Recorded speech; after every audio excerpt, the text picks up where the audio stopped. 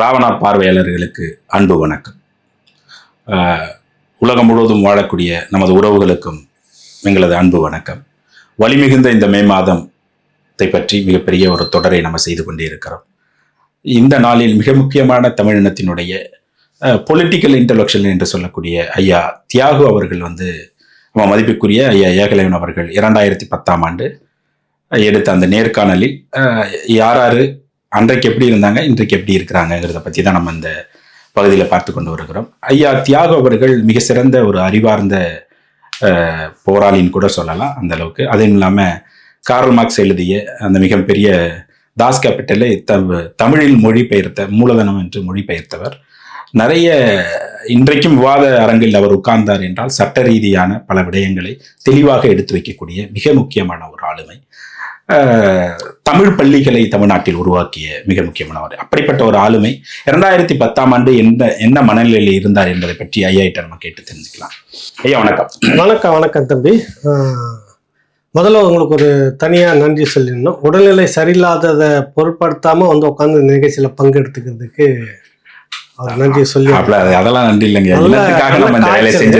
அதுக்கு மத்தியிலையும் உட்காந்துட்டு இருக்கிறீங்க. ரெண்டாவது, இது தியாகுவோட பேட்டி அன்று என்ன சொன்னார் என்பதை விட அன்று இருந்த சூழல் என்ன என்பது தான் அந்த பேட்டியுடைய ஒவ்வொருத்தருடைய பேட்டியினுடைய மையம்.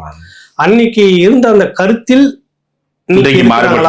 இரண்டாவது விட மூன்றாவது, அன்றும் இன்றும் இந்த சூழ்நிலை ஏதாவது மாறி இருக்கிறதா அப்படி இந்த களமும் இந்த போராட்டமும் அதுக்கான முன்னெடுப்புகளும் அப்படின்ற பல கேள்விகளுக்கு மையமா தான் இந்த ஒவ்வொருத்தருடைய அன்னைக்கு எப்படி பேட்டி கொடுத்தாங்கன்றப்ப அந்த காலகட்டத்தை அவங்க எப்படி பார்த்தார்கள்ன்றது தான் இந்த முக்கிய விடயம்.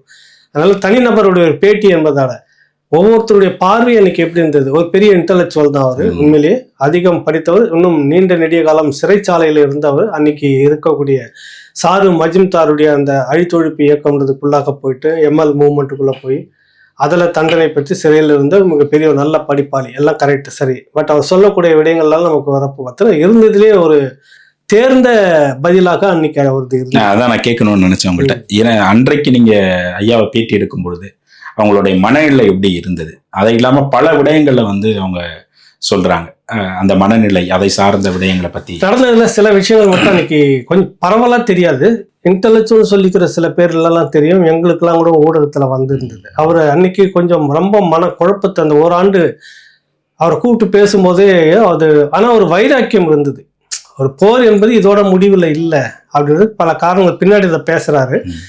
அந்த நிலையோட தான் உட்கார்றாரு. நிறைய நடந்ததெல்லாம் அவருக்கு தெரியும். குறிப்பா என்ன சொல்ல வர்றாருன்னா, அந்த ஜனவரி மாதத்திலேயே சிங்களத்தை சேர்ந்த ஊடகவியலாளர், கவனிங்க, சிங்களத்தை சேர்ந்த சமூக செயல்பாட்டாளர், சிங்கள மொழியினர், சமூக செயல்பாட்டாளர்கள், ஸ்காலர்னு சொல்லக்கூடியவங்க, பத்திரிகையாளர்கள், இன்னொன்று இன்டெலெக்சுவல், இந்த மாதிரி இருக்கக்கூடிய ஒரு குழுவாக சேர்ந்து சிலரை இங்க சந்திக்கிறாங்க, மறைமுகமா சந்திக்கிறாங்க, தகவல் தெரியாம போற தெரியாம. அப்படி தியாகுவை சந்திக்கும் போது இப்ப எங்களுக்கு கிடைக்கிற தகவல் எல்லாம் எப்படியும் மிக விரைவில் மிக பெரும் ஒரு இன அழிப்போட முடியும்.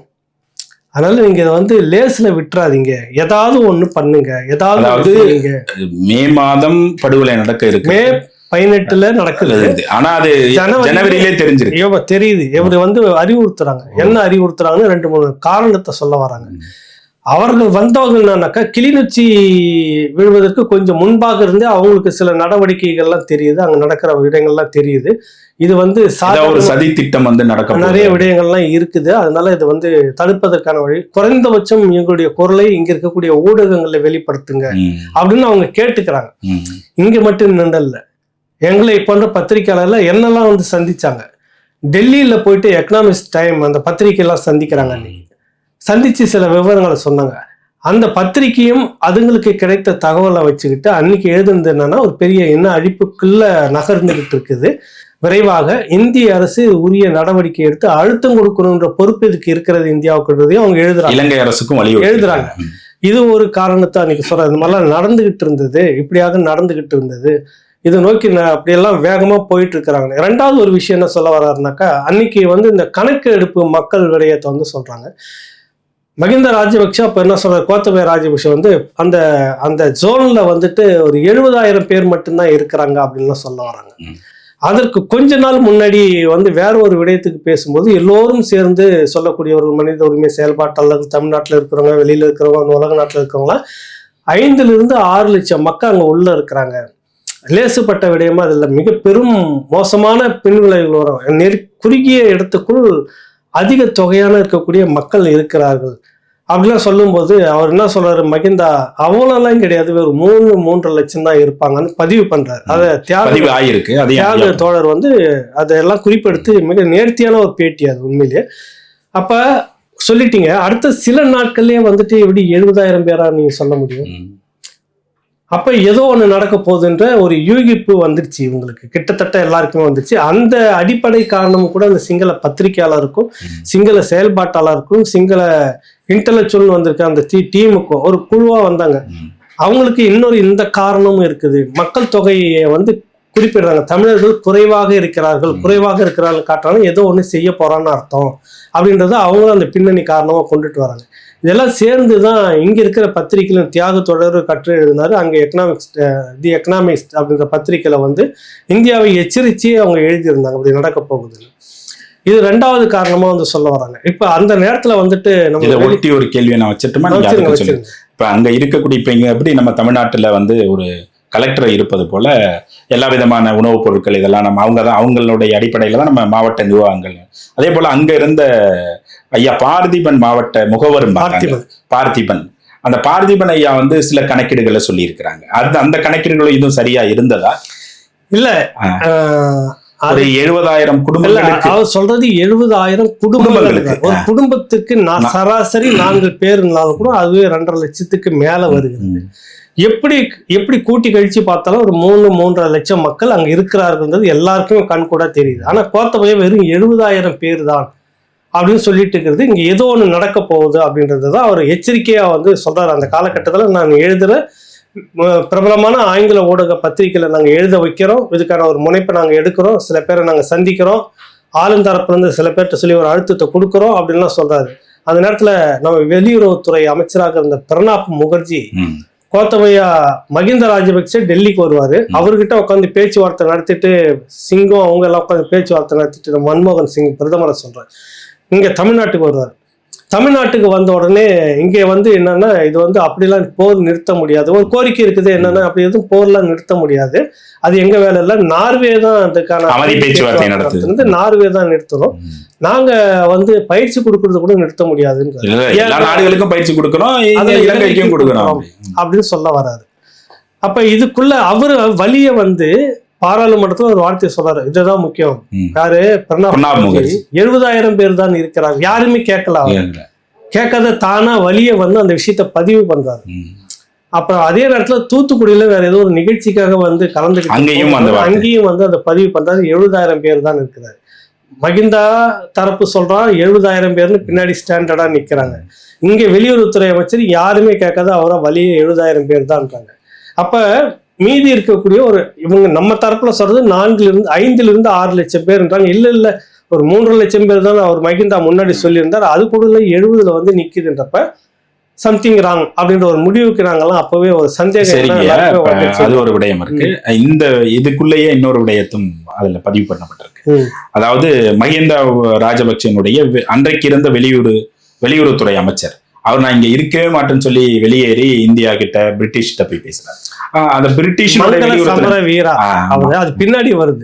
அதுக்கு முன்னாடி இந்த பார்த்திபனை பத்தி கேட்கும் போது பார்த்திபன் அங்க இருக்கக்கூடிய அதிகாரி அவர் தான் என்னன்றாரு, இவ்வளவு மக்கள் இருக்கிறார்கள், இன்னொரு மாவட்டத்துக்கும் நுகர்பொருள் வாணிப கழகம் இருக்குதுல, சிவில் சப்ளை கார்பரேஷன் மாதிரி அங்கிருந்து அரசு தரப்பு உணவு மருந்து மாத்திரை இந்த மாதிரி இடத்துல இருக்காங்கிறதுக்காக 70,000 குடும்பங்கள்னு கணக்கு எழுதி அனுப்புறப்ப அந்த அளவுக்குலாம் இல்லாம குறைத்து தான் அனுப்ப முடியும், நீ அதிகமா சொல்ற, நீ அவ்வளவுதான் கிடையாது, வெறும் 70,000 பேர் தான் அப்படின்னு சொல்லிட்டு தான் குறைச்சி அனுப்புது. அது மட்டும் இல்லாம உண்மையை சொன்ன அந்த அதிகாரியை மாத்திடுச்சு சிங்கள பேரினவாத அரசு, புரியுதுல்லப்ப. அப்ப இதெல்லாம் வந்து அவர் சொல்றாரு, இந்த விஷயத்துல நீங்க கணக்குல எடுத்துக்கணும். அப்புறம் மங்கள சமர வீரா இருக்கிறாரு, அவர் வந்து ஒண்ணு இல்ல, திருகோணமலையில ஒரு 4-5 கல்லூரி மாணவர்கள் வந்து படுகொலை செய்யப்படுகிறார்கள். அதுக்கு ஒரு நீதி கிடைக்கணும், நியாயமான விசாரணை நடத்தி நீதி கிடைக்கணும்னு வெளியுறவுத்துறை அமைச்சராக அந்த கோத்தபய ராஜபக்சே கவர்மெண்ட்ல அந்த கட்சியினுடைய முக்கிய பொறுப்புல இருந்தவர். கோத்தபய ராஜபக்சே கட்சி மஹிந்த ராஜபக்சனுடைய தலைமையில மந்திரியா இருக்கிறாரு. அவங்க கட்சியில ஒரு பொறுப்புலையும் இருக்கிறாரு. சாதாரண ஆளு இல்லை. கேட்ட உடனே அதுக்கான அந்த கட்சியை சார்ந்தவர் வேற அவரு. அந்த கட்சியில முக்கிய பொறுப்புல மந்திரி பதவியிலும் இருக்கிறப்ப இதுக்கான நீதியெல்லாம் கொடுக்க நீங்க செய்துட்டு இருக்க கூடாதுன்றப்ப அதை எதிர்த்து கண்டனம் தெரிவித்து விட்டு நாட்டை விட்டே போனவர் அவர். அந்த காலகட்டத்தில் அவருடைய சோர்ஸ் இதெல்லாம் இருக்குது. அவர் கிடைக்க தகவல்லாம் வச்சுட்டு ஒரு நாடாக போறாரு. அமெரிக்காவில் போயிட்டு அமெரிக்க வெளியுறவுத்துறை அதிகாரி சந்திக்கிறார். இப்படி ஒரு இன அழிப்பை நோக்கி நகர்ந்துகிட்டு இருக்கு, மிகப்பெரிய சேதாரம் வரும், இது முழுக்க விதிமுறை மீறி நடத்திட்டு இருக்கிறாருன்னு பேசுறாரு. லண்டனுக்கு போய் பேசுறாரு. லண்டன் வெளிவிவகாரத்துறை அமைச்சரை சந்திக்கிறாரு, பேசுறாரு. அங்க எல்லா நாடும் இதை கண்டிக்கிறது. அதை நீங்க கவனிக்கணும். ஒரு பதட்டமான சூழ்நிலையில இந்த போற சிவிலியன் வாரா நீங்க நகர்த்திட்டு இருக்கிறீங்க, சிவிலியனுக்குள்ள வார நீங்க திணிக்க கூடாது அப்படின்னு எல்லா நாடும் பேசுது. ஆனா அதே மங்கள சமல இந்தியாவுக்கு இந்திய அதிகாரிகளும் சந்திச்சு பேசுறாரு. இது அசையவே இல்லை. ஏன் சொல்லு, என்ன காரணம்? நடத்துறதே நாங்க தானே, எங்ககிட்டே நீங்க சொல்றியா அப்படிங்கிற புரியுதுல? அதான் அர்த்தம். அதுதான் தியாகத்தோட சுட்டி காட்டுறாரு. எல்லா நாடுகளும் இந்த தகவல் எல்லாம் கேட்டு கொஞ்சம் பதறுது. இந்தியா கிட்டேயும் சொல்றாரு. அது அப்படியே கல்லூலி மங்க மாதிரி இருக்குது. என்னன்னா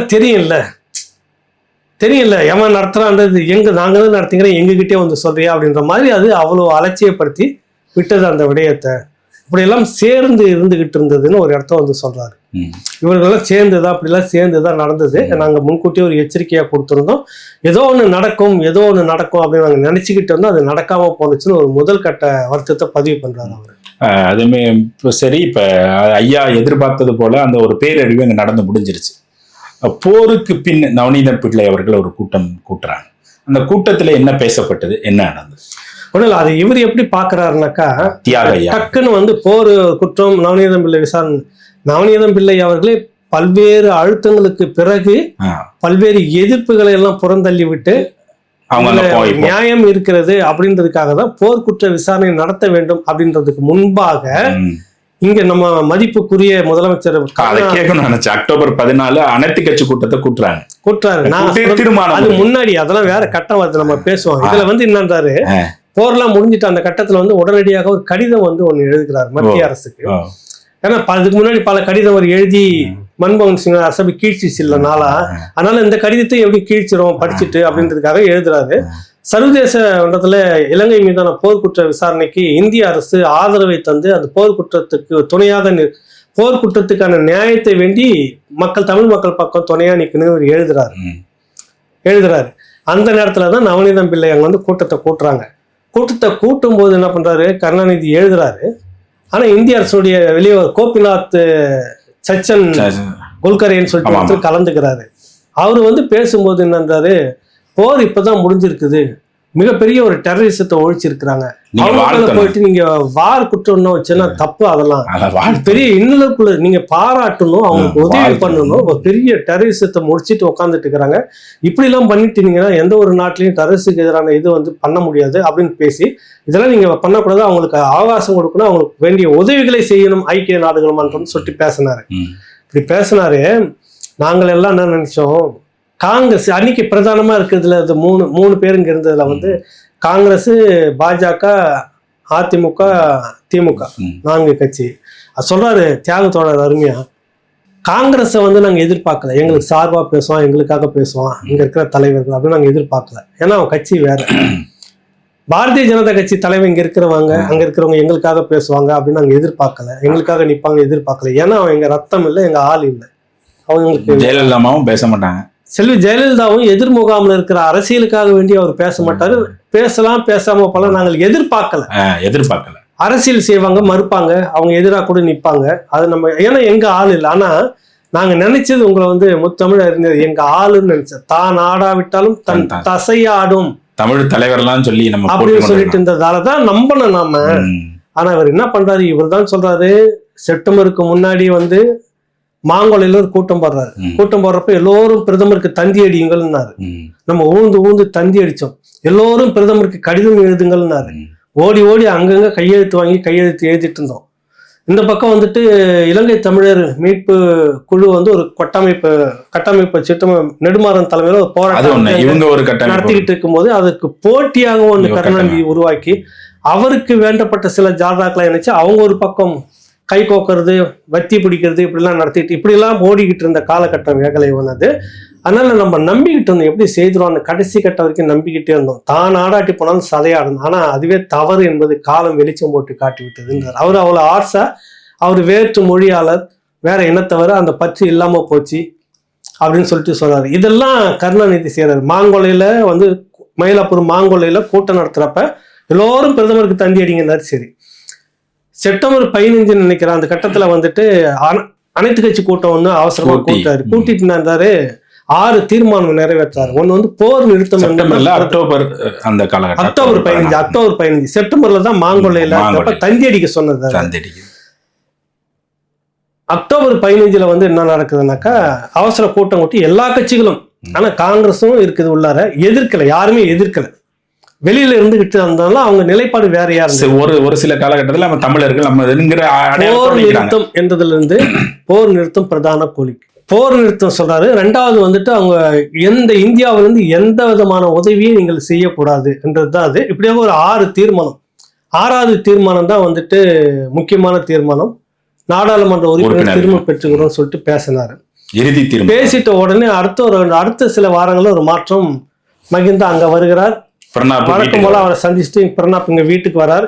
வீட்டுக்கு வந்துட்டு போன உடனே கருணாநிதி அறிவிக்கிறாரு. கருணாநிதி கிட்ட இவர் கேட்கிறாரு, நீங்க தான் சொன்னீங்க மாங்கொல்லையில எல்லாரும் பிரதமருக்கு தந்தி அடிங்கன்னு, நீங்க தான் எல்லாருமே கடிதம் எழுதுங்க, கையெழுத்து இழக்க நடத்துங்க, இங்க கட்டி பிடிச்சிட்டு அழுவோம், அங்க கட்டி பிடிச்சி நடத்துவோம், நீங்க கண்ணீர் துளி நாடகத்தை நடத்திக்கிட்டு இருந்தீங்க, புரியுதில்ல? அப்புறம் நீங்க தான் வந்துட்டு இந்த மாதிரி வந்து போர் நிறுத்தம் வேணும்னு பண்ணீங்க, ஆயுத உதவி எதுவும் பண்ணக்கூடாதுன்னு பண்ணீங்க. இப்படியெல்லாம் செய்த அந்த கருணாநிதி அவர்கள் வந்த பிரணாப் முகர்ஜிக்கிட்ட இந்த மாதிரி கோரிக்கை எதுவுமே கேட்கல. அவர் முந்திக்கிட்டு போரை நீங்க எதுவும் நெருக்கடி கொடுத்து தடுத்துறாதீங்க அப்படின்னு கேட்டுக்கிட்டதாகவும், அதனால இந்த போரை வந்து நாங்க வந்து நாடாளுமன்ற உறுப்பினர்களை வாபஸ் பெறது இப்போதைக்கு இல்லை அப்படின்னு அறிவிக்கிறார். முடிவெடுத்தது எல்லாரையும் கூட்டி, எல்லா கட்சி, தமிழ்நாட்டில் எல்லா கட்சி இயக்கங்களையும் கூட்டு வச்சு முடிவெடுத்து ஒப்பரை வச்சு ஒரு பக்கம் எழுதிங்க.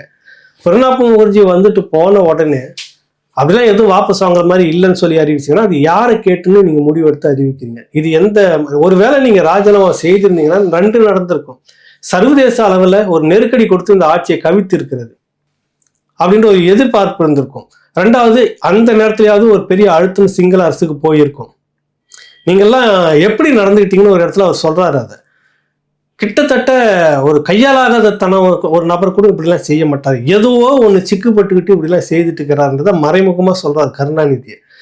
காரணம் ஒன்றும் இல்லை, அன்னைக்கு ஒரு 2G ஊழல் நிறைய அடிச்சு வயிறு நிறைய நிரப்பி வச்சுக்கிறாங்க. 1,76,000 கோடிக்கு 1,76,000 மக்கள் பலி கொடுக்கப்பட்டாங்க கணக்கு வச்சுக்கலாம் பேர்னா. அதான அர்த்தம். இதெல்லாம் நடந்தது அன்னைக்கு துரோகம், அதெல்லாம் நாங்க பார்த்துக்கிட்டு இருந்தோம் நாங்க. குருநாதரா, இப்ப நீங்க வந்து இந்த பகுதி ஆரம்பிக்கிறப்ப எண்ணுரையில ஒரு 3 முக்கியமான விடயங்களை சொன்னீங்க.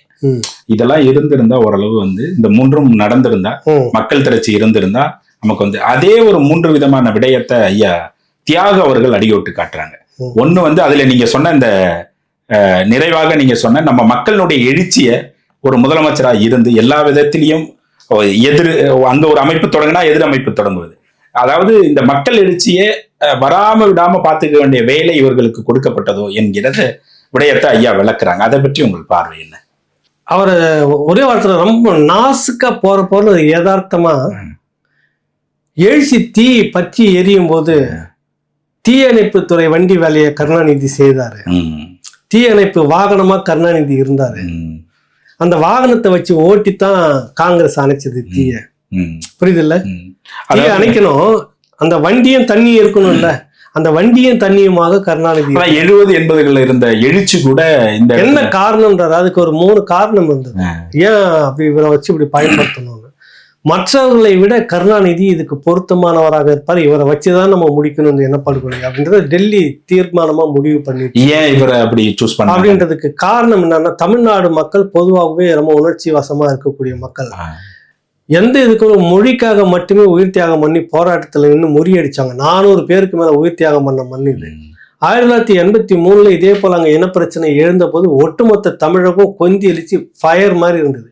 உண்மையிலேயே இந்திய எதிர்ப்பு போராட்டத்துக்கு தீக்குளித்தவர்களை விட அதிகமா ஈழ இனப்படுகொலை, ஈழத்துல நடந்த அந்த படுகொலைக்கு ஈழ மக்களுக்காக வேண்டி தீக்குளித்து இறந்தவர்கள் தமிழ்நாட்டில் அதிகம். கணக்கு வச்சிருக்கு பேசலாரு. இதான் உண்மையும் கூட. இந்திய எதிர்ப்புக்காக தமிழன் சேர்த்தான்ல, அதை விட தீக்குளிப்பு தீக்குளிப்பு நான் சொல்றேன், தீக்குளிப்பு மட்டுமே கூடுதலாக இருந்தது தமிழ்நாடு. ஒரு எழுச்சி வந்தது. இந்திரா காந்தி வந்து அங்க நடந்துக்கிறது ஒரு இன அழிப்பு, அதை சகித்து கொண்டு வேடிக்கை பார்த்திருக்க முடியாதுன்னு எச்சரிக்கை செய்தாங்க. சில வேலைகள் செய்தாங்க, உடனே பின்வாங்கினுச்சு. 87 அதே மாதிரி மிகப்பெரிய ஒரு கலவரம் வந்துட்டு இருந்தப்ப ராகுல் காந்தி அந்த ஐபிகே போனது வந்தது, பின்னாடி இது மேல விமர்சனம் அது வேற. ஆனா அந்த நேரத்துல விமானத்தை அனுப்பி எல்லை மீறி வந்து உணவு பொட்டலங்களை தடுக்க முடியாதுன்னு எச்சரிக்கை பண்ணது காரணம் தமிழ்நாட்டில் எழுந்த ஒரு பெரிய கொந்தளிப்பு 1987 உணவு பொட்டலங்களை அப்பதானே கொடுத்தது. இதே மாதிரிதான் நடத்திட்டு இருக்கிறாங்க. அந்த மாதிரி தமிழ்நாட்டுல ஒரு எழுச்சி வந்து விட்டால் நம்மளால தாக்கு பிடிக்க முடியாது. இந்தியா நமக்கு உண்டான அழுத்தத்தை கொடுத்துச்சுன்னா நம்ம போற வந்து அதை மீறி நம்ம நடத்த முடியாது அப்படின்ற ஒரு எச்சரிக்கை இருந்தது. அதனால தியாகு என்ன சொல்றாரு தோழர், 3 ஒப்பந்தங்களை ரகசியமாக போட்டுக்கொண்டது இந்தியாவும் இலங்கைன்றாரு. என்னென்ன ஒப்பந்தங்கள்? முதல் ஒப்பந்தம், இந்த போர் நடந்துகிட்டே இருக்குது, தொடங்குவதற்கு முன்பாக 2 பேருக்கும் ஒரு அக்ரிமெண்ட் நடந்தது. இந்த போர் நடக்கும்போது ஒருவேளை மிஸ்ஃபயர் ஆகி நாங்க தோக்குற மாதிரி நிலைமை வந்துருச்சுனாக்கா எங்களை உடனடியாக வந்து காப்பாற்ற வேண்டும். முதல் இதுக்கு உதாரணம் என்னன்னா, ஆணையரவு வீழ்த்தப்பட்ட பிறகு, ஆணையரவு அந்த முகாம் சிங்கள இராணுவ படை முகாம் வீழ்த்தப்பட்ட பிறகு அதே கையோட யாழ்ப்பாணத்தையும் முடிச்சிடலான்னு கிளம்புறாங்க. புரியுதுல்ல? யாழ்ப்பாணத்தையும் முடிச்சு அவங்க அந்த அதிகாரத்துல அவங்க கிட்ட இருந்து எடுத்துடலாம். யாழ்ப்பாணம் அவங்க கிட்ட இருந்தப்போ கையோட கையை பார்த்தலாம் அதல்லன்றப்ப ஆணையரவு முகாமே காலி ஆயிடுச்சு. இது எந்த மொழிக்குது? அப்படி வந்துகிட்டு இருக்கும்போது அப்பங்க இருந்த பாரதிய ஜனதா கட்சியினுடைய தலைவராக இருந்த ஜனார்த்தன மூர்த்தி என்பவரை வாஜ்பாய் அனுப்பி வாஜ்பாயிட்ட கெஞ்சினாங்க. அன்னைக்கு வாஜ்பாய் போயிட்டு இதுக்கு மேல போக வேணும் நிறுத்திக்க சொல்லுன்றப்ப தேசிய தலைவர் மேதகா அவர்கள் சொல்றார், இந்தியாவை எப்போதும் என்னுடைய தந்தையர் நாடு, இந்தியாவை நாங்கள் பகைச்சு கொள்ள மாட்டோம், அதற்காக வேண்டி இந்த விஷயத்தை நாங்கள் இதோட நிறுத்திக்கிறோம் சொல்லி நிறுத்தப்பட்டதெல்லாம் அன்னைக்கே தூக்கி சுத்தமா முடிச்சுட்டு பிரகடனப்படுத்திட்டு இருக்காங்க. முடிஞ்சிருக்க கதையை இவ்வளவு காலம் நீண்டு வந்திருக்க வேண்டிய அவசியமே இல்லையே. இந்தியாவை நம்பி அவர் வந்து சொன்ன அந்த வார்த்தை, அது போல இப்போ ஒருவேளை இந்த போர் தொடங்குறப்ப ஒருவேளை எக்கு தப்பா மாறி நாங்க அடி வாங்குமே, உங்களுடைய அழுத்தம் நாங்கள் தோற்கிற மாதிரி இருந்தால் எங்களை உடனடியாக வந்து நீங்கள் காப்பாற்ற வேண்டும். 1. 2வது, போர்க்குற்றம் முடிந்த பிறகு இந்த பிறகு என்னென்னலாம் நடக்கும் அப்படின்றதெல்லாம் தெரியும். அப்படி போர்க்குற்ற விசாரணை என வரும்போது எங்களை வந்து நீங்க உடனடியாக காப்பாற்ற வேண்டும். அதிலிருந்து எங்களை ஆதரவு எங்களுக்காக வேண்டி கூட நின்று நீங்க காப்பாற்ற வேண்டும். 15 ஆண்டுகளாக இந்தியா அதைத்தான் செய்து கொண்டிருக்கிறது இலங்கைக்கு. புரியுதுல? நிறைய பேசுவோம். 3வது ரொம்ப முக்கியமானது, 3வது ஒரு கண்டிஷன் என்னன்னா, தமிழ்நாட்டிலிருந்து எந்த விதமான எழுச்சியும் வந்துவிட. இதுதான் முக்கியமான இடம். இதுதான் முக்கியமானது. போட்டுக்கிட்ட ஒப்பந்தம் இலங்கையும் இந்தியாவும் அன்னைக்கு போட்டது. இந்தியா கிட்ட இலங்கை வச்ச முக்கிய 3 கோரிக்கை. இதை வச்சுதான் போரைய வேகமா நடத்துறாங்க. ஏன்னா இது நடத்துறது உங்களுக்கான போர்னு பின்னாடி சொல்றாங்களா, அதுக்காக நடத்துறப்ப ஒருவேளை இது 2 நடந்துட்ட பிற்பாடு 3வது இன்னொரு விஷயம் என்னன்னா, தமிழ்நாட்டுல இருந்து எந்த எழுச்சியும் வந்துடக்கூடாது. அப்படி எல்லாம் எழுச்சி வந்ததுன்னா அந்த 83, 87 ஏற்கனவே ஒரு வரலாற்று ஆவணம் இருக்கு, அவனும் பார்த்துட்டான். சிங்கள பேரரசும் பார்த்துச்சு. எதனா ஒண்ணுன்னா அங்க கொதிக்கிறாங்க, பெரிய எழுச்சி வருது, இந்தியா உடனே பயப்படுது, இந்தியா நம்மளை போட்டு நசுக்குது, என்னால அது பெரிய அப்படியா இருக்குன்னு சொல்லிட்டு தமிழ்நாட்டிலிருந்து எந்த விதமான எழுச்சியும் வந்துவிடக்கூடாது என்பது 3வது கண்டிஷன். இந்த 3வது கண்டிஷனுக்கு ஏற்புடைய ஒரே ஒரு நபர் யார்? இப்ப நீங்க முன்னாடி ஒரு கேள்வி ஏன் இவரை தேர்வு செய்யறாங்க அப்படின்னு, ஏன் அப்படின்னா இந்த மனுஷன் தான் IPKF அந்த புறக்கணிச்சவர், வரவேற்க போகாம புறக்கணிச்ச அந்த பேர் இருக்குது. இவர் தான் வந்துட்டு தமிழ்நாட்டின் தமிழ்நாட்டினுடைய தலைவர் இருந்தார், முத்தமிழ் அறிஞர் இருந்தாங்க. இவர் சொன்னா தமிழ் மக்களுக்கு ஒரு பெரிய ஈடுபாடு இருந்துட்டு இருக்குது.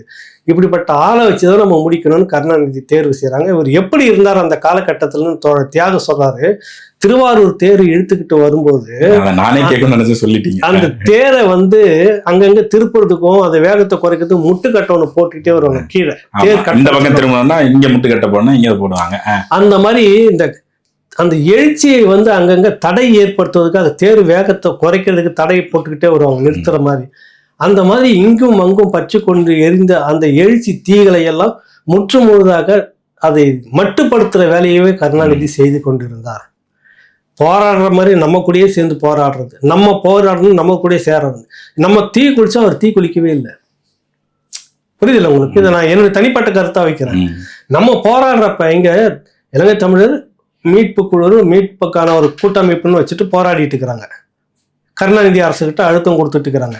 கருணாநிதியும் போராடுறாரு, அவர் ஒரு டீமை சேர்த்துக்கிட்டு. நாங்களும் மனித சங்கிலி நடத்துறோம், மெழுகுவத்தி பிடிக்கிறோம், இதை பண்றோம் அதை பண்றோம். இது எப்படி இருக்குதுன்னாக்கா அதான் சொல்ல வர்றாரு, இது தணிப்பதற்காக நான் ஆயிரக்கணக்கான பேரை கைது செய்து சிறைப்படுத்தி கொண்டே இருந்தார் மறுபக்கம். இதெல்லாம் சொல்றாரு. அதனால இந்த தேரை எப்படி மடமாத்துறதுக்கு வேகத்தை குறைச்சி பண்றதுக்கான இந்த தடுப்பு வேலைகளை செய்தாரோ, ஒரு எழுச்சி தீ வரும்போது அதுக்கான ஃபயர் இன்ஜின் வண்டியா பயன்பட்டு அணைக்கிறதுக்கு எப்படி பயன்பட்டாரோ, அதுதான் கருணாநிதி செய்த ஒரு பெரிய விடயம். தமிழ்நாட்டினுடைய எழுச்சி அப்போ 83, 87, 1983 நடந்த மாதிரியும் 87 நடந்த மாதிரியும் 2009 நடக்காம பார்த்து கொண்டவர் இந்த பெருந்தகை கருணாநிதி. இவரை போல வரலாற்றில் என்ன சொல்ல வராரு, பிறகும் கூட ஒரு இடம் ரொம்ப நொந்து போய் சொல்றாரு, ஒன்றும் இல்லை, போர்லாம் முடிஞ்சிச்சு, போர் குற்றம் நடந்திருக்கிறது, ஒரு பொது வாக்கெடுப்பு நடத்த வேண்டும் அப்படின்றதுக்காக ஒரு தீர்மானம் போடுன்னு பேசுறாரு. கேட்குறாங்க, அதையாவது செய்யட்டுமேன்னு சொல்லி கேட்குறப்ப அதையும் செய்ய மாட்டேன் என்று அப்படியே மரண முடிச்சு உட்காந்துட்டு 2011 வரைக்கும் அப்படியே போயிட்டாரு. செல்வி ஜெயலலிதா வந்தோடனே தான் அதை போட்டாங்க, சட்டமன்றத்தை தீர்மானம் இயற்றியது. அப்ப அவர் எப்படிப்பட்டவர், அவர் யாருக்கானவர், யாருக்காக தலைவனாக நம்ம எந்த கருணாநிதி நம்ம மக்களுக்கானவர், நமக்கானவர், நம்ம தமிழுக்கானவர், தமிழ் இனத்துக்கானவர் என்று நம்பிக்கொண்டிருந்தோமோ அந்த கருணாநிதி 1,76,000க்காக தன் இனத்தை அடமானம் வைத்து விட்டதாகத்தான் இந்த இடத்துல அவர் குறிப்பிடுறாரு. வெளிப்படையாக அவர் சொல்லல, அவர் சொல்லக்கூடிய வார்த்தை திருவாரூர் தேருக்கு கட்ட தடுக்கிற மாதிரி அந்த ஒப்புமையை பயன்படுத்தி இருக்கிறாங்க. அந்த மாதிரி இருக்கிறதுலாம் அதை தான் காட்டுது. நம்ம அந்த வார்த்தையை சொல்றோம். இவ்வளவும் நம்பிக்கொண்டிருந்த ஒரு சமயம் யாருமே நம்ம நம்பலையே. சொல்றாரு, இதெல்லாம் சொல்றாரு தியாகம் சொல்றாரு. அந்த வார்த்தைகள்லாம் ரொம்ப ரொம்ப இதுவா இருக்குது, இன்டெலெக்சுவலா. இப்படி ஒரு 3 ஒப்பந்தம் போட்டு நடத்துக்கிற விஷயத்தையே பேட்டில சொல்றாரு. இது விளையாட்டுகளை முந்தின காலகட்டங்களில் நாங்க அவங்க சொன்ன அந்த வரையறுக்கிற அந்த விடயங்கள் எல்லாமே நடந்திருக்கிறது, அது உண்மையிலே இல்ல, இது நாங்க முன்னாடி எழுதியிருக்கிறோம்னு வேற சொல்றாரு. புரியுதுல, எச்சரிக்கையாக இது எச்சரிக்கை விதமாக இப்படி நடந்திருக்கிறது நாங்க பதிவு பண்ணியிருக்கிறோம். அது அப்படியே அதன்படியே கருணாநிதி நடந்து கொண்டு கடைசியாக இந்த ஒரு இன அழிப்புக்கு ஒரு துரோக வேலையை கூட நின்றுகிட்டு இருந்தாரு இவரு அப்படின்னு சொல்லிட்டு ரொம்ப ஆதங்கப்பட்டு அதுல பேசுறாரு. அந்த ஆதங்கத்தோட நீங்க ஒரு கேள்வியை முன் வச்சிருக்கீங்க. இவ்வளவும் தெரிஞ்சு நீங்க ஏன் முடிந்த அளவு நீங்க ஏதாவது ஒரு முன்னாடி எடுத்துக்கலாம். நான் நம்பிக்கை மீதான நம்பிக்கை அதிகமா வச்சுட்டேன், ஹோப் அகைன்ஸ்ட் ஹோப் அப்படிங்கிற மாதிரி சொல்லியிருக்காங்க ஒரு வார்த்தை. இவ்வளவும் தெரிஞ்சு நீங்க பெரும் முன்னேற்றங்கள் முன்னெடுப்புகள் இது எல்லாமே உங்களுக்கு முன்னாடி தெரிஞ்சிருக்கு, இதா இருக்கும்போது என்ன நான் செய்வாங்கன்னு ஒரு அதீத நம்பிக்கை இல்ல அது இங்க இருக்கிற எல்லாருமே நம்பிட்டு இருந்தோமே நம்ம. ஏன்னா அவர் தெரியாது இல்ல, நம்ம தமிழின தலைவரா தானே. சத்தியமா நாங்க கூட 2009 வரைக்கும் ஆதரவு இதையும் ஒப்பிடுறாங்க. அங்க போர் முடிந்த அளவு வெற்றியை கண்டுரும். ஏன்னா ஏற்கனவே முன்னாடி எல்லாம் அந்த நிறைய போர்கள் நடந்திருக்கு, அதுல பின்னு தங்குவாங்க, திரும்ப முன்னேறி அடிப்பாங்க. இல்ல அந்த நம்பிக்கை கடைசி வரைக்கும் எங்க கிட்ட இருந்தது. அந்த விடுதலை போர்ல போராளிகளுடைய இயக்கம் மேதகு படையை தோற்றாது அப்படின்றதுல நம்பிக்கை இருந்துகிட்டு இருந்தது, அதீத நம்பிக்கை. அதுதான் அவர் சொல்ற ஹோப் அகைன்ஸ்ட். அதே அதீத நம்பிக்கை இங்கேயும் இருந்தது. நம்ம இங்க இருந்து இனத்துக்கான தலைவன் எப்படியும் தடுத்துறாரு, விட்டு கொடுக்க மாட்டாரு. இது இன்னும் கொஞ்ச காலம் தானே இருக்குது. அதுக்கான 2009 பிறகு என்ன இருக்குது உங்களுக்கு? இன்னும் ஒரு வருஷம் 1.5 வருஷம் போனா போகட்டும் ஆட்சி அப்படின்ற முடிவுக்கு நம்ம தலைவர் வந்துறாரு. நாடாளுமன்ற உறுப்பினர்களை வித்ட்ரா பண்ணாருன்னா அங்கே காங்கிரஸ் ஆட்சி விழுந்துடும். விழுந்துருச்சுனாக்கா ஒரு பெரிய அளவில் ஒரு வைப்ரேஷன் நடந்திருக்கும். இருக்குது இல்லைன்றது விஷயம். ஆனால் உலகம் முழுக்க பேசப்படுற ஒரு நெருக்கடியை உண்டு பண்ணியிருக்கணும். அது பிறகாவது அவர் நிறுத்ததுக்கான வாய்ப்பு வந்திருக்கும். இது எல்லாமே கை மேலே கிடைத்தும் கூட இவர் எதையுமே பயன்படுத்தாமல் ஒரு கருங்காலியாக இருந்தாருன்றது தான் அவருடைய வார்த்தை. அப்படி சொல்லலை அவர் தோழர். ஏன்னா அவரு கொஞ்சம் உள்ளுக்குள்ள ஒரு திராவிட பற்று அவருக்கு இருந்துகிட்டே தான் இருக்கு. அந்த பேட்டி கொடுக்கும்போது கூட கடுமையா தாக்கல, ஆனா காரணத்தை வலுவாக சொல்லி வைக்கிறாரு.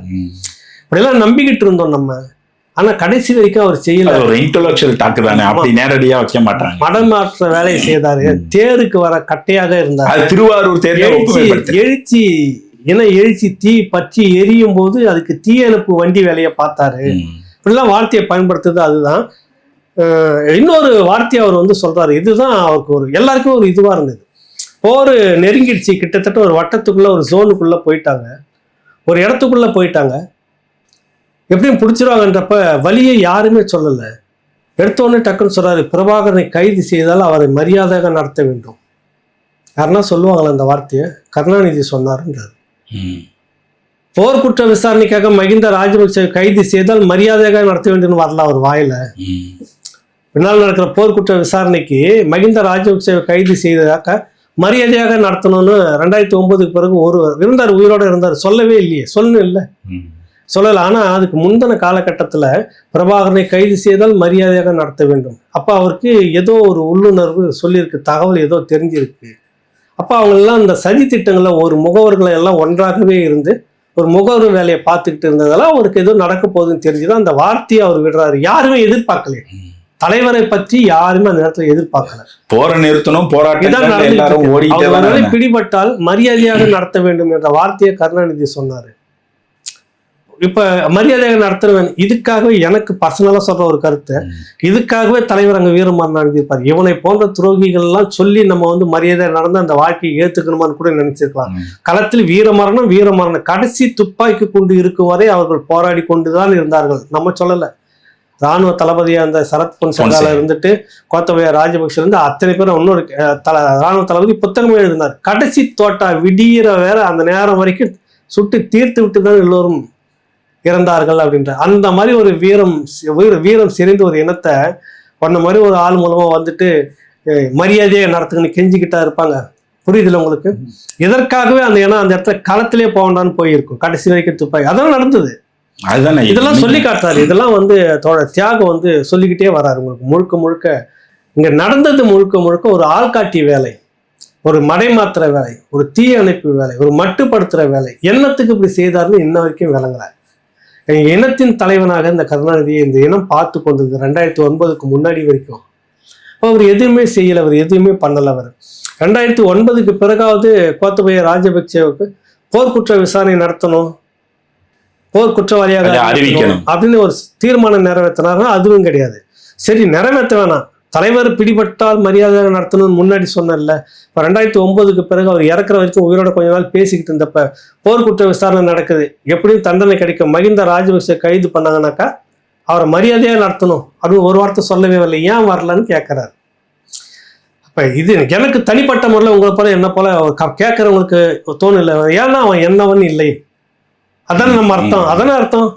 இருந்தா துடிச்சு இருக்குமா இல்லையா? தான் ஆடாவிட்டாலும் தன் சதையா ஆடி இருக்குமா இல்லையா? 1000 முரண்பாடுகள் இருந்தாலும் அந்த சக போராளி இயக்கங்களே கடைசியா ரொம்ப வலியுறுத்தி தான் தியாகையா சொல்றாங்க. உங்களை தானே நாங்க தமிழ்ன தலைவர் நம்பினோம், வேற யாரையும் நம்பலையே, உங்க கூட தானே இருந்த முரண்பாடுகள். செல்வி ஜெயலலிதா மேல அந்த நம்பிக்கை வைக்கல, காங்கிரஸ் தலைவர் மேல அந்த நம்பிக்கை இல்லை, பாரதிய ஜனதா கட்சி மேல அந்த நம்பிக்கை இல்லை. இருந்த பெரிய கட்சி 4 அதிமுக அந்த மாதிரி நம்பிக்கை வைக்கல. உங்களை நம்பி இருந்தோமே கடைசி கட்டம் வரைக்கும். நீங்க செய்த துரோகம் எங்களை போலவே உடுத்தி கொண்டு, எங்களை போலவே ஆடகமாடி, எங்களை போலவே அழுது, எங்களை போலவே ஒப்பாரி வச்சு கடைசியா எங்க கூட நாங்க மண்ணுல புதைஞ்சிட்டு நீ மட்டும் தப்பிச்சு வெளியில நிக்கிற. புரியுது இல்ல? இதான் இனத்தின் தலைவன் யாருன்னாக்கா கடைசி வரைக்கும் நம்மோட இருக்கிறோம். இவர் யாருன்ற கேள்வி வருதா இல்லைன்னா ஒரு பேட்டி சொல்லுது. இல்ல, இது வரைக்கும் பார்த்த அந்த நேர்காணல் எல்லார பற்றியும் நம்ம அதை பண்ணோம். ஆனா தியாக ஐயா ரொம்ப அதை விவரமாகவும் இன்டலெக்சுவலாகவும் பதிவு பண்ணியிருந்தாங்க. இனப்படுகொலையை பற்றி முன்னாடியே தெரிஞ்சிருக்கு, நடந்து முடிஞ்சிருச்சு. இனப்படுகொலை பற்றி ஐயா பதிவு பண்றப்ப நல்ல கேள்வி, இந்த கேள்வி கேட்டீங்க. அவர் மிக அழகாக சொல்றாரு. இப்ப இனப்படுகொலை பற்றி ஒரு பட்டியல் நாங்க விவாதிக்கிறோம். அதுல என்ன சொல்ல வரப்ப நான் சொன்ன இந்த மாதிரி இதற்கு முன்பாகவே பல இனப்படுகொலை நடந்திருக்குது. பல விடயங்களை அவங்க அடுக்கிறாங்க. ஒவ்வொரு நாட்டினுடைய இனப்படுகொலை சொன்னோன்னே இஸ்ரேல் இனப்படுகொலை மட்டுமல்ல ஏகலைவன், இஸ்ரேல் இனப்படைக்கு இன்னும் முன்னாடி போனீங்கன்னாக்கா அமெரிக்காவில செவ்விந்தியர்கள் இனப்படுகொலை நடந்திருக்கிறது. ஆப்பிரிக்க கண்டத்துல அதுக்கு முன்னாடி கருப்பர் இனத்தினுடைய இன அழிப்பு நடந்திருக்கிறது. ஆஸ்திரேலியாவில் அப்படியான ஒரு இன அழிப்பு நடந்திருக்கு, பழங்குடியினர்கள் சம்பந்தப்பட்ட அந்த மாதிரி நிறைய இன அழிப்புகள் நடந்துட்டு அப்புறம் தான் ஹிட்லருடைய இன அழிப்புன்னு ஒரு காலகட்டம், 2ஆம் உலகப் போர். அதுக்கு பிறகு உங்களுக்கு அதே காலகட்டத்துல ஹிட்லர் இன அழிப்பு கூட ஒரு விஷயத்த சொல்றாரு. அது 10 ஆண்டுகள் குறுகிய காலத்துல நடந்த மாதிரி இல்ல. அது 1935 தொடங்கி 45 வரைக்கும் 10 ஆண்டு காலத்துல விட்டு விட்டு விட்டு விட்டு அழிச்சுக்கிட்டு வந்தது. ஆனா ஒரே நாளில் மட்டும் குறைந்தது 60,000 பேருக்கு மிகாமல் அழித்து ஒழிக்கப்பட்டு நசுக்கி புல்டோசர் வச்சு போட்டு மோதிச்சு எஞ்சியவர்களை போட்டு எரிச்சி கொண்டு சாம்பலையும் கரைச்சதெல்லாம் நடந்திருக்குதாங்க. இதை போல எங்க நடந்ததுனாக்கா அந்த சக காலகட்டத்தில் சொல்றாரு, ஹிரோஷிமா நாகசாகி குண்டு வீச்சு, அமெரிக்காவுடைய அணுகுண்டு வீச்சுலதான் ஒரு நொடி பொழுதுல அப்படி ஒரு இது நடந்தது. அதை விட இன்னும் கூடுதலான வழி என்னன்னா, இது ஒரு யுத்தமா தொடங்கி சிறுகு சிறுகு நடந்து ஒரே நேரத்துல கிட்டத்தட்ட ஒரு 2.5 லட்சத்துக்கு மேல இப்ப கணக்குல இல்லை. அது ஒரு இடத்த சொல்றாரு, போர் முடிந்த பிறகு 70,000 பிரணாப் முகர்ஜியும் அதை தான் சொன்னாரு, இங்கே அதை தான் சொன்னாரு, கருணாநிதி கள்ளமௌனம் காத்துக்கிட்டு இருந்தாரு. போர் முடிச்சிட்டு முகாமுக்கு வந்தவங்களை கடைசியா பார்த்தா 3 லட்சம் மக்கள் இருந்திருக்கிறாங்க. அழிக்கப்பட்டது அந்த இடத்துல கிட்டத்தட்ட ஒரு 60,000க்கு 70,000க்கு மேல அழிக்கப்பட்டது. இப்ப சராசரி 5 லட்சம் கணக்கு வருதா இல்லையா? 1.5 லட்சம் மக்கள் அழிக்கப்பட்டிருக்கிறாங்க, கணக்கு இன்ன வரைக்கும் இல்லை. இந்த விடயங்கள்லாம் இருக்கிறத சொல்ல வர்றாரு. இன அழிப்பு என்பது இந்த நூற்றாண்டில், இந்த காலகட்டத்தில், இந்த இன்னைக்கு அதிநவீனங்கள் வளர்ந்திருக்கிற இந்த காலகட்டத்துல விட்னஸ் வித்தவுட் வார் அப்படின்னு, சாட்சியமற்ற போர், வார் வித்தவுட் விட்னஸ் நினைக்கிறேன். அதான் சாட்சியமற்ற போர் அப்படின்ற பேர்ல தான் நடத்தினா, அப்படிலாம் இல்லை, சாட்சியம் இருந்தது. சேட்டலைட் அந்த புகைப்படங்கள் சொல்றாரு அவர். அப்ப முந்தின காலகட்டம் அந்த இடம் எப்படி இருந்து, பிந்தின காலகட்டம் அந்த இடம் இருந்தது. மக்கள் கூட்டாக நகர்ந்து கொண்டு போனது சேட்டலைட் படங்கள் எப்படி. எந்த புகைப்படக்காரர்களும் ஊடகங்களே அனுப்பல. நீங்க ஐநா இது வெளியே அனுப்பிச்சிட்ட, சர்வதேச அந்த ஊடகங்களை இது அனுப்பிச்சிட்டு வெளியே அனுப்பிச்சிட்ட, ஊடகத்தையும் வெளியே அனுப்பிச்சிட்ட, செஞ்சிலுவை சங்கத்தை வெளியே அனுப்பிச்சிட்ட, சாட்சியமற்ற பத்திரிகைகள் இருக்கணும் அதுவும் கிடையாது, எல்லாத்தையும் அனுப்பிட்டு போடு, சாட்சியமற்ற போர்னு நீ வச்சுக்கிட்ட. ஆனாலும் சாட்சியம் இருந்தது. தப்பி வந்தவருடைய சாட்சியம் பின்னாடி சேட்டலைட்டுடைய புகைப்படங்கள், குறிப்பா அன்னைக்கு நாங்க பார்த்து இப்பெல்லாம் மண்ணு போட்டு நிரப்பி அங்கங்க சமாதி மாதிரி அப்படி திட்டா பதிச்ச இடம்லாம் தெரிஞ்சு, அதுல ஒரு படம் இருந்தது, பின்னாடி அதெல்லாம் அழிக்கப்பட்டதுன்னு வச்சுக்கோ. ஆனா சேட்டலைட்டினுடைய படங்கள் இருந்தது. இது எல்லாமும் இன்னைக்கு போர் குற்றமாக அங்க இருக்குது. நீ அப்படிலாம் தப்பிச்சு போயிட முடியாது மகனே அப்படின்னு சொல்ற அந்த வார்த்தை அதுல வருது. சில விடயங்களை எரிச்சிட்டாங்க. கடைசி கட்டமாக எங்க தலைவரை பிடிச்சிட்டோம் சுட்டுட்டோம்னு சொல்றீங்க, எங்கன்னு கேட்டோன்னு எடுத்து போய் எரிச்சு சாம்பல் ஆக்கிட்டோன்ற மாதிரி. அப்ப எரித்து சாம்பலாக்கி விட்டோம்ன்றது நீங்க சொல்றீங்க. அந்த மாதிரி எத்தனை ஆயிரம் பேரை எரித்து சாம்பலாக்கி இருக்கிறீங்க? இந்த கேள்வியும் அதுக்குள்ளாக வருகிறது. தடயம் இல்லாம போகலாம், ஆனா நீங்க கொடுத்த வாக்கு வார்த்தை இருக்குல்ல, அதுவே இருக்கு, அதுவே அப்படிதான் சாட்சியங்களா இருக்கு.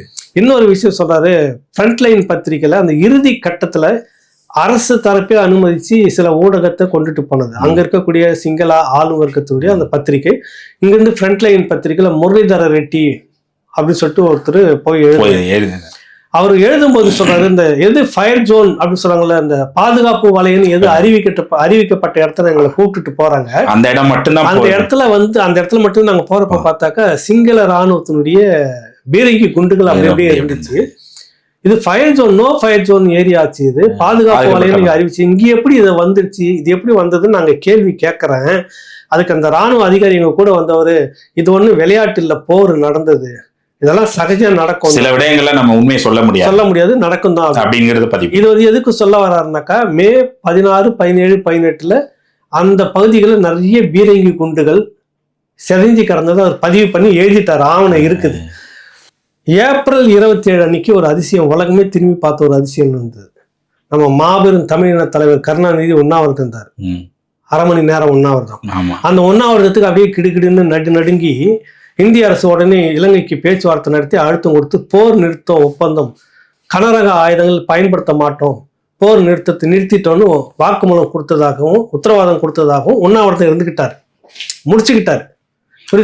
போர் நிக்க போகுது அப்படின்னு அதுக்கு அடுத்த போஸ்டர் எல்லாம் ஒட்டிட்டாங்க, போர்லாம் நிறுத்திட்டாரு எங்க தலைவர்னு போஸ்டரே ஒட்டிட்டாங்க, விடிய அடிச்சு ஒட்டிட்டாங்க இவங்களே. அதுலலாம் பேர் போன கூட்டம் அந்த கூட்டம், உங்களுக்கு புரியுதில்ல. நடக்காததை நடந்ததாகவும் நடந்ததை இல்லை என்றும் சொல்லி வரலாறு முழுக்க நடை போட்ட கூட்டம் தான் அந்த கூட்டம். உங்களுக்கு அதுதான் நம்ம சொல்ல வரோம், அந்த கோபம் அப்படி இருக்குது நமக்கு. நடக்காதது நடந்ததாகவும் விடுதலை வாங்கி கொடுத்ததே போஸ்ட் ஓட்டினாங்க, தெரியல.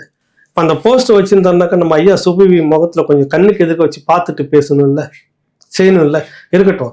இவர் என்னன்றாரு, முழுக்க இந்த மாதிரி நடந்துட்டு இருக்கு. அந்த பிறகு அடுத்த நாள் கனரக வாகனத்துடைய குண்டு வீச்சு இருக்குதுன்னா மழை விட்டாலும் தூவானம் இருக்கத்தானே செய்யும் அப்படின்னு சொல்லிட்டு பேசணும். இதை குறிப்பிடுறாரு அவர் தோழர் தியாகு. அங்க போர் முடிந்த பிறகு அந்த முடிந்த அந்த சூழ்நிலை, அந்த சூடு பறக்க, ரத்தம் சூடு ஆறாத அந்த கட்டத்துல நாங்க கிராஸ் பண்றோம், எங்களுக்கு அழைச்சிக்கிட்டு போறாங்க, எல்லாத்தையும் பாக்குறோம். அப்ப அந்த பாதுகாப்பு வலையும் சொல்லி வச்சுட்டு இந்த இடத்துல பாத்தீங்கன்னா எக்கச்சக்கமான எரிகுண்டுகள், இந்த பீரங்கி குண்டுகள் இருக்குது. இது எப்படி புலிகளுடைய குண்டுகள் இல்லைன்னு தெரிஞ்சு போயிடல. அதையும் அவர் எழுதியே இருக்காரு. இது விடுதலை புலிகளோட அமைப்பினுடைய குண்டுகள். இது போர் குற்ற விசாரணையில வருமா வராதா? உறுதியா வருது இல்ல. ஒரு பத்திரிகை எழுதியிருக்கிறாரு, விட்னஸ் இருக்கு, சாட்சியம் இருக்கிறது. முன்கூட்டியே நீங்க கொடுத்த வாக்குறுதி கனரக வாகனங்கள் பயன்படுத்த மாட்டேன்னு உத்தரவாதம் கொடுத்துட்டதாக ஒரு நாட்டினுடைய முதலமைச்சர் சொல்லியிருக்கிறாரு. எங்கிருந்து தகவல் வந்ததுன்னா, எனக்கு இந்திய அரசு இலங்கை கிட்ட பேச்சுவார்த்தை நடத்தி எனக்கு அந்த உத்தரவாதத்தை கொடுத்துருக்குதுன்னு நீ சொல்லி தான் உண்ணாவிரதத்தை முடிச்சிங்க. இதெல்லாம் சாட்சியமா வராதா? விசாரிக்கணுமா இல்லையா? ஆனா இப்படிப்பட்ட மனிதர் போர்க்குற்ற விசாரணையை பத்தி கடைசி வரைக்கும் பேசவே இல்லை, மாண்டும் போயிட்டார். புரியுதுல்ல உங்களுக்கு? இதெல்லாம் சொல்லிட்டு வர்றாரு. இதெல்லாம் நிறைய ஒரு அழுத்தமான பதிவாகத்தான் இந்த இது இனப்பதிவு, ரொம்ப ஆழமான பதிவு. அந்த காலகட்டத்தில் இன்னொன்று எல்லாருமே சொல்லக்கூடிய விஷயங்கள், ஒன்றுபட்டு எல்லோரும் சரியாக போராடல, கருணாநிதி நம்ப தகுந்த மனிதராக நடந்து கொள்ளல, அதாவது சரியான போராட்டத்தை கருணாநிதி முன்னெடுக்கவில்லை, கருணாநிதி நமக்கானவராக இல்லை. இதுதான் அவர் பதிவு பண்ற வார்த்தை திரும்ப திரும்ப. இவ்வளவும் நடந்து முடிஞ்சிருச்சு. இனப்படுகொலை சார்ந்த ஒரு பெரிய விவாதம் நடந்திருக்கு உங்களுக்குள்ள. அவர் எதிர்கால பிள்ளைகள் என்ன செய்யணும்? இல்லை, இந்த கேள்வியை நான் வைக்கிறேன் அவருக்கு. அடுத்த தலைமுறைக்கு என்ன செய்யணும், இந்த போரை எப்படி எடுத்துட்டு போகணும் அப்படின்றப்பதான் விடுதலை என்பது ஏதோ ஒண்ணு இல்லை, அது உயிர் மூச்சு. இயற்கையினுடைய உயிரின் விடுதலை, இயற்கையினுடைய விடுதலை, இயற்கை உயிரின் விடுதலை என்றார். அது இதோட முடிஞ்சிச்சுன்னா சொல்ல முடியாது ஏகலைவன். அந்த இலக்கு, அந்த நோக்கம் இருக்கிற வரைக்கும் நடந்துகிட்டு தான் இருக்கும் எந்த ஒரு போராட்டமும். ஸ்பார்டகஸ் போராடுறான், சிலுவையில் அரைஞ்சு இறந்துட்டான், ஆனாலும் அந்த போராட்டம் நீடிச்சு விடுதலை பெற்றது ஸ்பார்டகஸ்னுடைய வரலாறு சொல்றாரு. ரெண்டாவது விஷயம், எது ஒண்ணுமே எடுத்தோன்னு நேர செங்குத்தா ஒரு வெற்றின்ற மாதிரிலாம் கிடையாது. பிரெஞ்சு புரட்சியை சொல்றாங்க, புரட்சி முடிஞ்சிருச்சு, முதல் குடியரசு, ரெண்டாவது குடியரசு, மூன்றாவது குடியரசு, நான்காவது குடியரசு, ஐந்தாவது குடியரசு வரைக்குமே யுத்தம் நீடிட்டு ஏறது இறங்குது போறது. ஆறாவது குடியரசு பல மேடுகளை தாண்டி தான் பிறகு நிரந்தரமான குடியரசு. பிரெஞ்சு புரட்சிக்கு பிறகு உலகம் பேசப்பட்ட புரட்சி அது. அதுக்கு பிறகு எவ்வளவு கால இடைவெளி எடுத்துக்கிச்சு, அந்த மாதிரி நடந்தது. ரஷ்ய புரட்சி முடிஞ்ச உடனே டக்குன்னு எழுந்து நின்று இல்லை. அதுக்கு பிற்பாடு நிறைய போராட்டங்கள் நிறைய உள்ளுக்குள்ள நடந்துகிட்டு, இன்னும் பல சிக்கல்கள் அவங்களுக்குள்ளாகவே இன்னொரு அது என்ன சொல்றது, இவர்களுக்கு எதிராக அந்த நாட்டிலே இருந்த இன்னொரு வேலைகள் அவர்கள் எல்லாம் அழித்து ஒழிக்கிறது போறது, இப்படி பல சிக்கல்கள்லாம் இருந்து பண்ணது. இது எல்லாத்தையும் விட ஒரே ஒரு விஷயத்த சொல்றேன் உங்களுக்கு. ஜாலியன் வாலாபாக்னு இந்தியாவில் நடந்தது. ஒரே இடத்துல 300 பேர் வச்சு சுட்டு கொள்றான் டயர் வெள்ளைக்கார அதிகாரி. அந்த ரத்தமும் சதையுமா சிதறிக்கிற இடத்துல ஒரு சிறுவன் போய் பார்க்கிறான். பகத்சிங் சொல்றான். அந்த சிறுவன் அந்த ரத்தத்தை எடுத்துட்டு வீட்டில் வைக்கிறான். அதுதான் அவனை உருவாக்குது ஒரு பகத்சிங்கா. தமிழ்நாட்டில் 1000 பகத்சிங்கை உருவாக்கும், ஈழ மண்ணில் அதை விட கூடுதலாக பல்லாயிரம் பகத்சிங்குகளை உருவாக்கும், புலம்பெயர்ந்த மண்களில் இந்த மாதிரி பகத்சிங்குகளை வரலாறு உருவாக்கும். இந்த களம் மாறி இருக்கலாம், இந்த தலைமை மாறி இருக்கலாம், இந்த தலைவர் மாறி இருக்கலாம், இந்த போராட்டம் நீண்டுகிட்டே இருக்கும், இதோட ஓய்ஞ்சிராது இது. அதே போல லெனினோட அண்ணன் அலெக்சாண்டர், ரஷ்ய இவராக இருந்தார்ல லெனின், அவரோட அண்ணன் அலெக்சாண்டரை ஜார் மன்னன் தூக்கில் போடுறான். அப்ப லெனின் சொன்ன வார்த்தை, நான் கணக்கு தீர்ப்பேன் என்று ஒரு வார்த்தையை சொன்னான். இந்த வார்த்தையை நம்ம இளம் தலைமுறை மனசுல வச்சுக்கணும். புரியுதுல? ஜார் மன்னனுக்கு அவங்க அண்ணன் தூக்குல போட்டுட்டாங்க, நான் கணக்கு தீர்ப்பேன். இங்க ஆயிரக்கணக்கான தம்பிகள் இருக்கிறாங்கல்ல மேதகு தலைவருக்கு, லட்சக்கணக்கான தம்பிகள் புலமேந்த மண்ணிலையும் இந்த மண்ணிலையும் அந்த மண்ணிலையும் இருக்கிறாங்கல்ல. அன்னைக்கு ஜார் மன்னருக்கு எதிராக லெனின் சொன்ன வார்த்தை கணக்கு தீர்ப்பேன்னு சொன்னார்ல, அந்த எண்ணம் வரும் ஏகலைவன் இங்க இருக்கும் அப்படின்னு பேசினாரு. எல்லாமும் பேசினாரு. அவரை நம்ம மதிக்கிறோம், இப்பவும் மதிக்கிறோம். ஆனால் எங்க நிக்கிறாரு அப்படின்னு பார்க்கும்போது மனசுக்கு வலியாக இருக்கிறது. இந்த மாதிரி வலிகளை இன்டெலெக்சுவல் இந்த மாதிரி விடயங்களை இனப்படுகொலை இளைஞர்களை வழி நடத்தி இருக்கணும். இந்த மாதிரியான துரோகங்களை அந்த மண்ணில் இருந்து அந்த தலைமையும் சந்திச்சது, பல வரலாறுகளும் சந்தித்திருக்கிறது. அதையும் சந்தித்து தான் நம்ம நடப்போடணுன்றது இந்த நேரத்தில் நம்ம எடுத்துக்கிறோம். அதைத்தான் இந்த பதிவினுடைய நோக்கம். ஒரு மிக முக்கியமான அந்த உரையாடலை நான் படிக்கும் பொழுதே ஒரு அரசியல் கற்றுத்தேர்ந்த ஒரு மாணவனாக எப்படி நம்ம முன்னேறணும், ஒரு அறிவார்ந்த விடுதலை எப்படி நோக்கி நம்ம முன்னேற்றணும் அப்படின்னு தான் உங்களோட உரையாடல் நான் படித்தேன். ரொம்ப உங்க 2 பேருமே அந்த உரையாடல் எனக்கு ரொம்ப நாம என்னென்ன கற்றுக்கொண்டு இந்த இனத்துக்காக வேலை செய்ய வேண்டி இருக்கிறது, எந்தெந்த அளவுல நம்ம பயணங்களை முன்னேற்றணும் அப்படிங்கிற விடையெல்லாம் உங்களோட 2 பேரோட உரையாடல நானும் தெரிஞ்சுக்கிட்டேன். இப்ப பேசும்போதும் கூட நம்ம இளைய பிள்ளைகளுக்கு, நம்ம இனத்தின் மக்களுக்கு நம்ம அதை தான் இந்த நேர்காணல் மூலம் நம்ம இல்ல, அதே தான் சொன்ன கடைசி வார்த்தை தான் வரலாறுன்னு சொல்லியிருக்குது. அங்கிருந்து அந்த ஒரு ரத்த பிடிமண் தான் பகத்சிங்குகளை உருவாக்கும். ரஷ்ய மன்னன் ஜார் மன்னனுக்கு எதிராக அன்னைக்கு லெனின் சொன்ன வார்த்தை, தன்னுடைய அண்ணனை தூக்குல போட்டுட்டாங்க, நான் கணக்கு முடிப்பேன், கணக்கு தீர்ப்பேன் லெனின் சொன்ன வார்த்தை இன்னைக்கு லட்சக்கணக்கான தம்பிகள் இருக்கிறாங்க. உலகம் முழுக்க, மண் முழுக்க, எல்லா இடமும் நிறைஞ்சி நடக்கும் வரலாறு இன்னொரு பாதையை திறக்கும் அப்படின்றதுதான் இருக்கக்கூடிய ஒரு பாதை. சோர்ந்து போகக்கூடாது. நிறைய கழகங்கள், உள்கழகங்கள், போஸ்ட் இருக்கலாம், ஆனாலும் தம்பிகள் உருவாகிட்டே இருப்பாங்க.